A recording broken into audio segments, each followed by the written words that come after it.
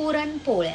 आज संक्रांत असल्यामुळे मी अर्चना बनवणार आहे पुरणपोळ्या. पण पुरणपोळ्या ह्या ऋषिकाला आणि संजयला खूप जरी आवडत असल्या तर मला खूपशा आवडत नाही. पण मला पुरणपोळ्यांची आमटी ही भरपूर आवडते आणि म्हणूनच मी खूप ती आवडीने करते. त्यासाठी आपण जी चण्याची डाळ शिजत घालतो ती डाळ थोडीशी काढून घ्यायची आणि एका मिक्सरच्या भांड्यामध्ये लसूण, भरपूर अशी कोथिंबीर, भाजलेलं खोबरं, भाजलेले तीळ आणि थोडंसं जिरं टाकून हे मिश्रण बारीक करून घ्यायचं.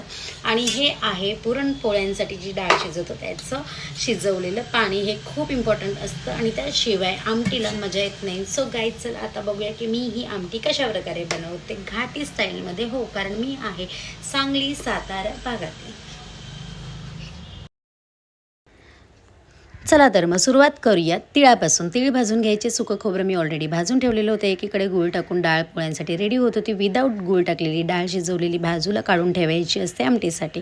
त्यानंतर मिक्सरच्या भांड्यात जाऊ देत आमटीचे इन्ग्रेडियंट्स म्हणजेच लसूण, कोथिंबीर, जिरं, तीळ आणि सुकं खोबरं. हे आहे शिजवलेल्या डाळीचं पाणी. ते खूप इम्पॉर्टंट असतं डाळीसाठी. एकीकडे टोप ठेवला होता, त्याच्यामध्ये मी टाकलेलं होतं जिरं, मोहरी. छान अशी तडतडल्यानंतर भरपूर असा कढीपत्ता टाकून फोडणी द्यायची. त्यानंतर आपला घाटी मसाला तेलात जाऊ दे आणि छान असा तळला जाऊ दे.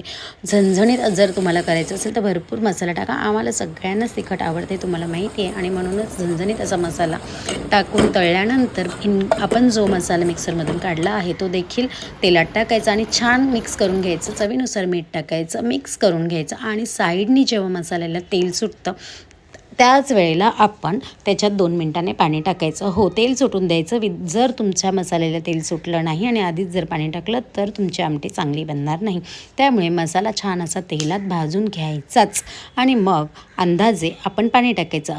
पोळ्यांची आमटी जी असते ती खूप अशी घट्ट नसते, पातळच छान लागते आणि म्हणूनच अशा प्रकारे माझी पोळ्यांची आमटी आहा काय भारी वाटते, झणझणीत रेडी झालेली आहे. आणि दुसरीकडेच भजीशिवाय पोळ्यांना काय मजा राव. सो आम्हाला भजीशिवाय जेवणच जाणार नाही पोळ्यांचं, म्हणून एकीकडे मी भजी बनवायला घेतलेली होती.